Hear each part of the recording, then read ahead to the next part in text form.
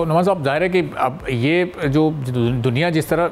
ایک جدید ٹیکنالوجی کی طرف جا رہی ہے، نہ صرف اس کے ساتھ ساتھ چلنے کی کوشش کرنی ہے، لیکن جو ہماری پہلے جو ایکسپورٹس اس آئی ٹی کے بوم سے پہلے جو ہم ایکسپورٹس کر رہے تھے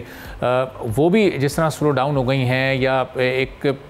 مخصوص لیول پر آ کر ہم پھنس کر رہ گئے ہیں، اس میں بھی اب اضافہ کرنا ہے تو اس کے کیا طریقہ کار ہوں گے؟ کاسٹ آف ڈوئنگ بزنس ہم دیکھ رہے ہیں یہاں مستقل بڑھ رہا ہے، انڈسٹریز کی مشکلات یہاں مستقل بڑھ رہی ہیں، انرجی پرائسز یہاں پر اس پیک پر پہنچ گئی کہ اس نے بھی بڑا متاثر کیا ایکسپورٹس کو. تو یہ چھوٹے چھوٹے پیکیجز تو ہم یہ دیکھتے ہیں، کبھی ونٹر پیکیج، کبھی کوئی پیکیج 2-3 مہینے کے لیے اناؤنس ہو جاتا ہے، کوئی چھوٹی سبسڈی دے دی جاتی ہے، لیکن مستقل بنیادوں پر کوئی حل نکلتا ہوا ہم نہیں دیکھ رہے ہیں اپنے ایکسپورٹس کو بڑھانے کے لیے.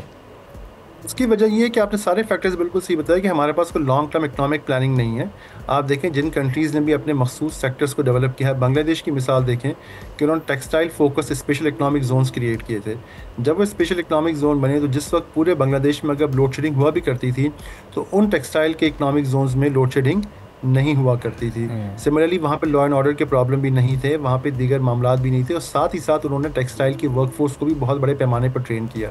تو جب بھی کسی انڈسٹری کو آپ نے گرو کرنا ہوتا ہے تو پورے ایکو سسٹم کو کریٹ کیا جاتا ہے. بغیر ایکو سسٹم کریٹ کیے آپ جو ہے کسی بھی انڈسٹری کو گرو نہیں کر سکتے، جس کی ہم کوشش کر رہے ہیں. تو چھوٹے چھوٹے ونٹر پیکیج، سمر پیکیج جو ہے، اس قسم کے جو پیکیجز سے آپ وقتی طور پر پولیٹیکل گین یا تھوڑی سی آپ جو ہے نا پولیٹیکل کلیپنگ تو آپ حاصل کر سکتے ہیں، لیکن اس سے کوئی اکانومیز جو ہے ڈیولپ نہیں ہوتی. آپ اس کو بھی یہ بھی دیکھیں کہ ہمارے یہاں انفارچونیٹلی ہوتا یہ ہے کہ جب IMF کا پروگرام فار ایگزامپل جب 3 سال بعد ختم ہوگا تو اس وقت ہم تقریباً جو ہے الیکشن کے قریب پہنچ گئے ہوں گے. آپ جانتے ہیں کہ الیکشن میں ہمارے یہاں جو ہے ایک اولڈ اسکول ہمارا جو طریقہ کار چلا آ رہا ہے، وہ ساری پولیٹیکل پارٹیز کی گورنمنٹ جو ہے وہ الیکشن ایئرس کے اندر جو ہے بے تحاشا اوور اسپینڈنگ کرتی ہیں یا آپ کو سبسڈیز کے پیکیجز پرووائڈ کرتی ہیں تاکہ ووٹرس کو اٹریکٹ کیا جا سکے. تو انفارچونیٹلی نظر یہ آتا ہے کہ جیسے IMF کا یہ پیکیج ختم ہوگا تو دوبارہ ہم چونکہ الیکشن کے قریب آ گئے ہوں گے تو دوبارہ ہمیں جو ہے اسی قسم کی چیزیں دیکھنے کو ملیں گی کہ چونکہ لانگ ٹرم اکنامک پالیسی کوئی موجود نہیں ہے تو ہمیں جو ہے یہی شارٹ ٹرم اکنامک پیکیجز شاید ہمیں بہت زیادہ نظر آئیں اگلے 3 سے 4 سال بعد. جہاں تک تعلق ہے ہماری ٹریڈیشنل انڈسٹریز کا، آپ یہ دیکھیں کہ ہمارے پاس ایکسپورٹ سرپلس ہے ہی کیا. ہم لوگ ایگری، ہم ایک وقت میں ایگری کنٹری کا ہم نعرہ لگاتے تھے، ہم ایگری میں اس وقت ہم امپورٹ بیسڈ ہیں. ہماری جو ہے ایگریکلچر جو ہے we are net agri importer. ہم نے آج تک کبھی اپنی جو ایڈیبل آئل ہم غالباً سال کا 3 سے 4 بلین ڈالر کا ہم امپورٹ کرتے ہیں، اس کو ابھی تک ہم نے لوکلائز کرنے کی کوئی حکمت عملی ہم نہیں بنا سکے. ایگری مشینری ہم ٹریکٹرز تک جو ہے ہم ٹریکٹرز بڑی تعداد میں امپورٹ کرتے ہیں. شاید ایک آدھ فیکٹری کے علاوہ ہم تھوڑی بہت ٹریکٹر کی اسمبلنگ تو کرتے ہیں لیکن ہم ٹریکٹرز جو ہے وہ لوکلی مینوفیکچر نہیں کرتے.